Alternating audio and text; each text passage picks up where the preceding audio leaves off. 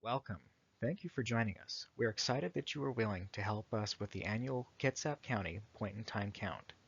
The Point-in-Time Count, or PIT count, is important to give us a snapshot of the population of people living without stable housing or experiencing homelessness during a particular time each year in Kitsap County. The information collected by this survey is important to the people we serve, our service providers, legislators, and our community. Volunteers are an important piece of collecting this information by getting community members like you involved in reaching out and talking directly to people experiencing homelessness. Brief updates for the 2025 point-in-time count. Last year we partnered with outreach groups to perform the outdoor surveying component of the count. This approach was found to be very successful for both the outreach teams and for people living unsheltered. We will continue with this method for the 2025 point-in-time count. We need volunteers. Please sign up and help us survey people experiencing homelessness at Project Connect fairs, food banks, and meal sites. Please register online and select the opportunities where you will survey. The link is in the description. The changes for 2025. We are holding the Tuesday Project Connect fair this year in Silverdale. Otherwise, there's no substantial changes to note to the methods or forms used in this upcoming count. Timestamps are provided in the video for each chapter in this presentation.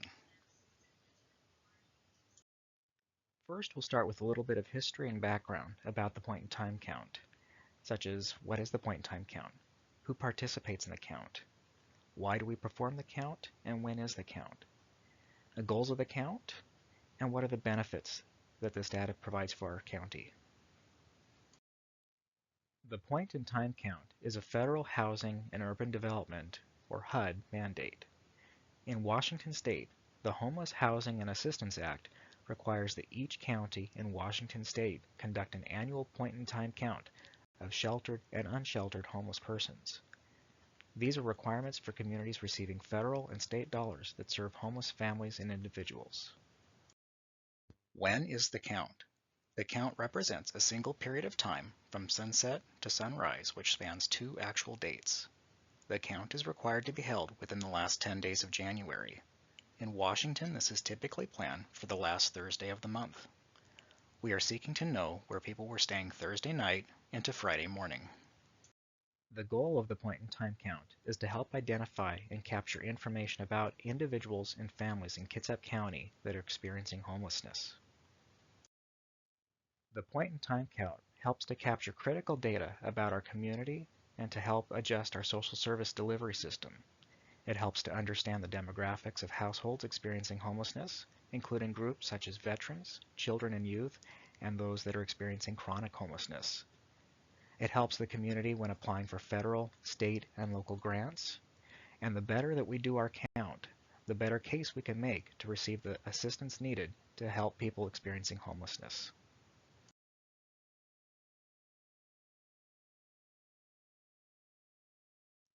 Who is counted in the point-in-time count?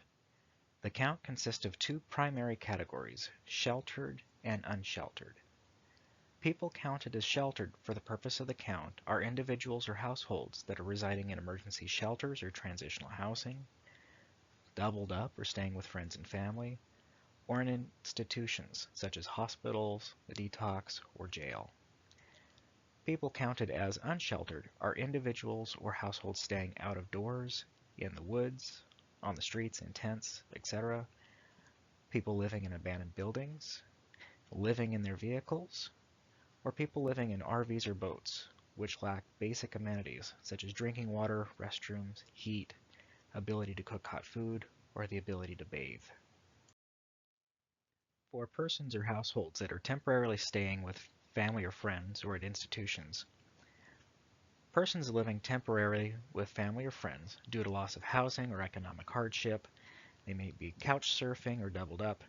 These do not meet the HUD definition of homelessness, but in Kitsap County, we collect this information to help identify the needs for housing and services for these groups.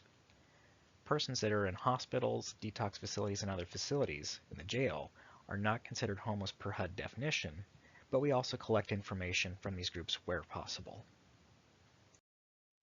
So who is counted?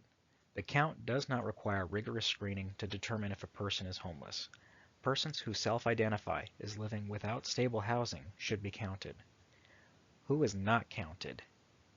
Individuals or families that pay rent or own their own home, are paying for their own motel stay, or living in a functioning RV or boat.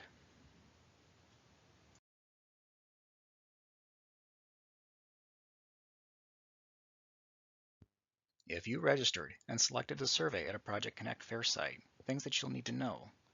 Prior to the event, you'll receive an email with instructions about the address, the date and time, entry instructions, and parking information. A brief training will be held prior to the opening of the fair to help volunteer surveyors learn about the forms, how to choose which forms to use, about outdoor gear tickets, and other details before the fair begins. Please make sure to arrive early. Commonly, we need many volunteers at the opening of the fair, and surveyors may leave early as the number of guests decreases. If you registered and selected a survey at one or more food banks or meal sites, here's some things that you'll need to know. Prior to these events, you'll receive an email with instructions about the address, the date and time, and survey packet pickup locations. Packets with survey materials will be delivered to food banks prior to the count. The email should note where to find the packets or who to ask at the location. The packets contain many materials, including survey forms, surveyor instructions, which is a blue sheet, which provides some example dialogue, sign-in sheets, which are pink, which you'll need to sign in so we can log your hours, volunteer badges, pens, and possibly clipboards. Generally, we try to ensure that there are 2 volunteers together at these locations to work together. Sign in on the pink sheet. Once a shift is completed, volunteers will turn over the materials to the next shift, or if it's the last shift of the day, return to the pickup location. If it's the final day and shift at a site, we request that the volunteers either return the survey packet directly to the Housing and Homelessness Division or leave the packet at the pickup location.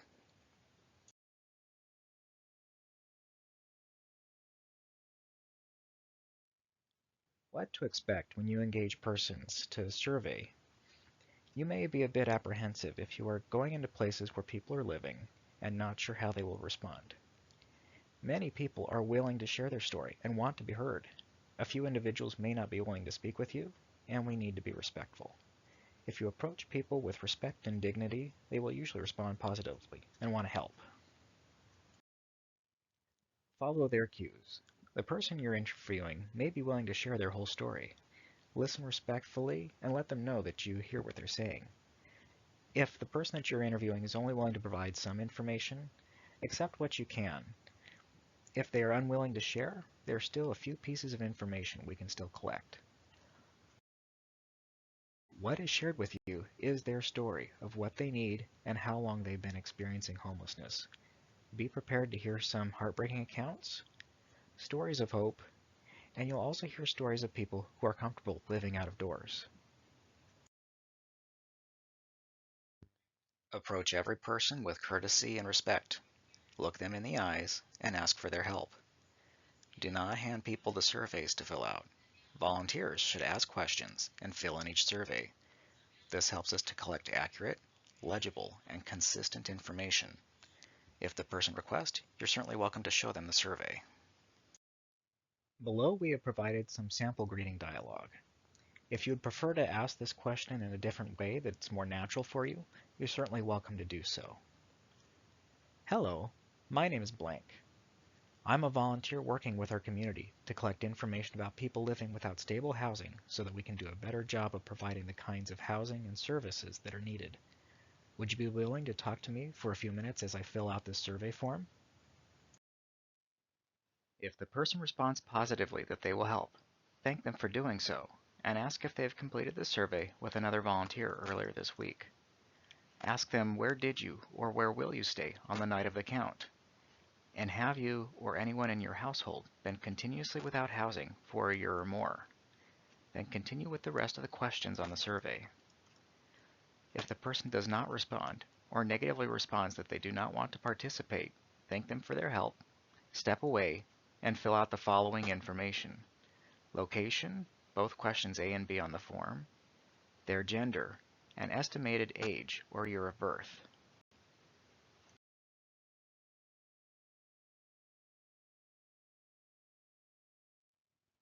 Gather as much information as possible.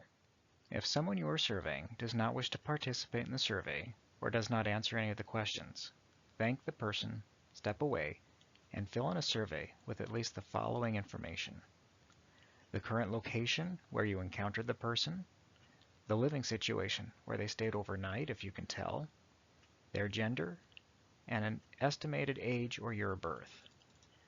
Required fields on the form are highlighted with a thick double border. If a person does not wish to participate, these are the minimum required fields needed for the purposes of the count. Make every effort to collect names and birthdays.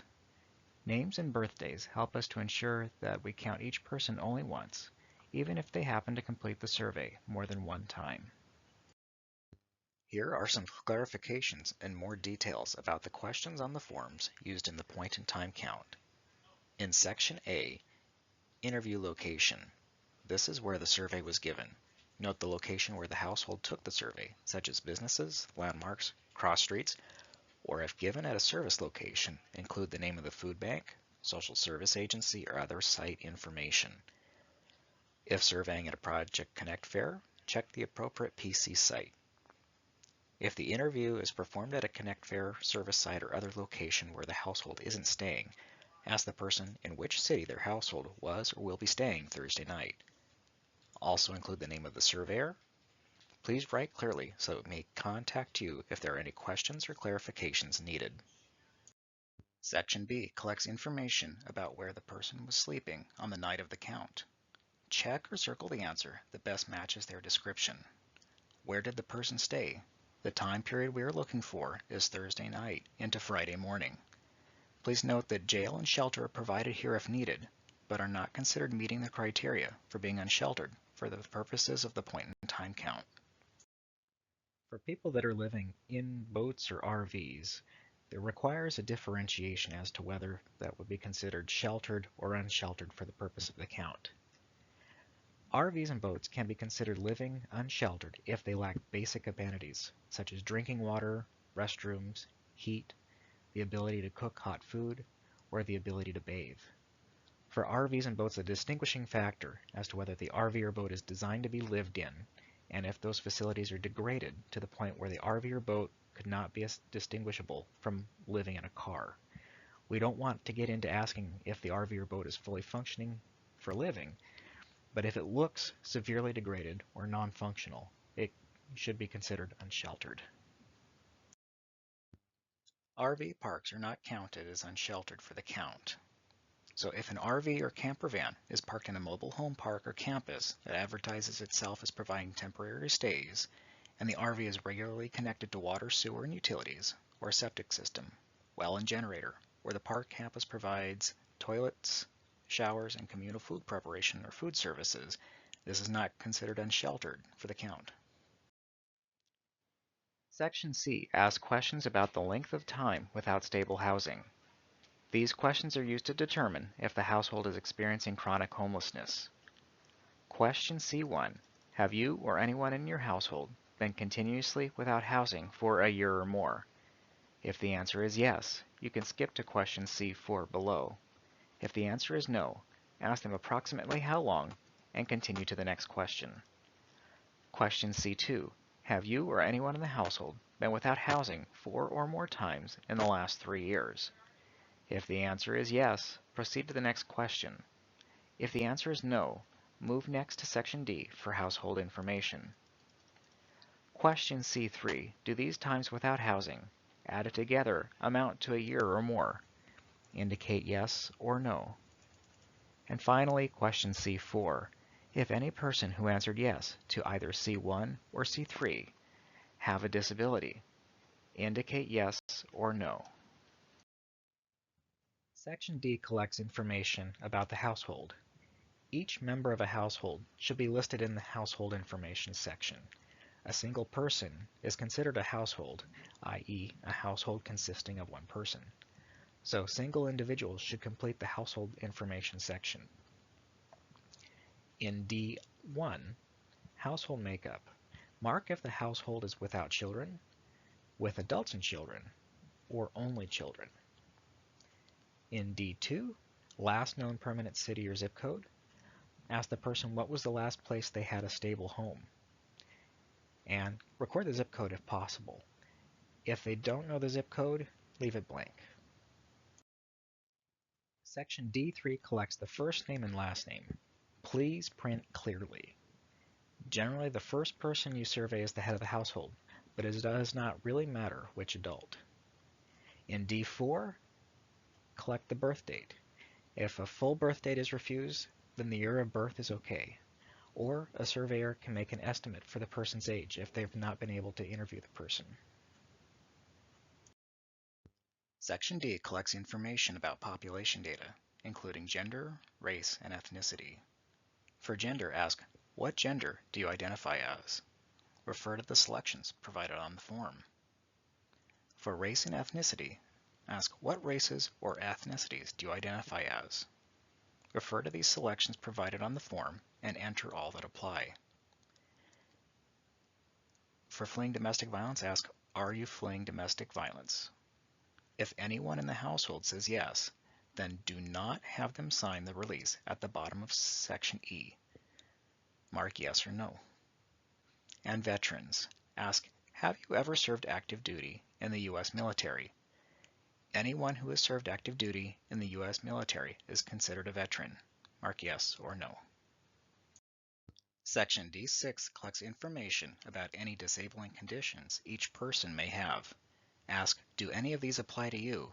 And read off the following: permanent physical disability, developmental disability, substantial and long-term mental health condition, chronic health condition, or a substance use disorder. Mark yes or no for each. If a household member does not have any disabilities, please check none apply. If the person prefers not to answer, indicate this with an X. If left blank, we will assume these questions were not asked. Flip the page and continue on to sections F and G. Section F is about the circumstances leading to your housing status. As the person communicates their story to you and they tell you what's happened, they will likely have answered some of these questions for you. If they have not directly answered it, you can ask these questions aloud. Check all that apply. Section G asks for sources of household income and benefits. Ask the person if they receive any public assistance like TANF, Social Security Disability, VA benefits, unemployment, Medicaid and Medicare. Check all that apply. Ask the person if they're employed. If so, check off if it's full-time, part-time, or farm work or seasonal. Ask if the person has other income. Note, if the person describes income or benefits not included in the list, go ahead and write these on the form.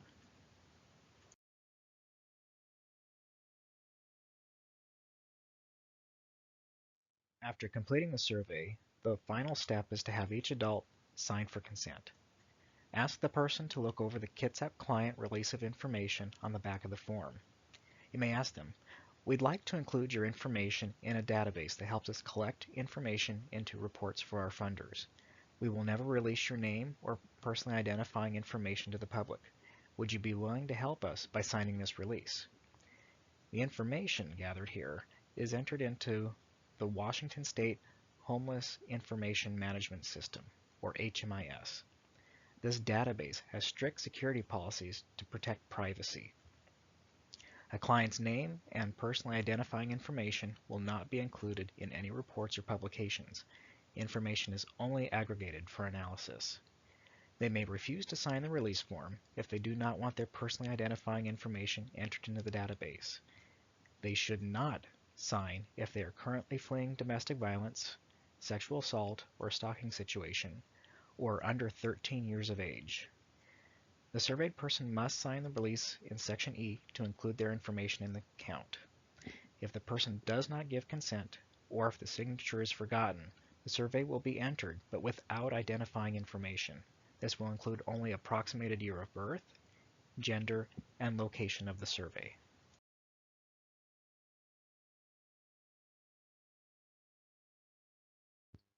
Kitsap local questions. There is an additional sheet of questions to ask the head of household. These questions are voluntary, but will help our county collect more useful information about families and individuals experiencing homelessness or unstable housing in Kitsap County.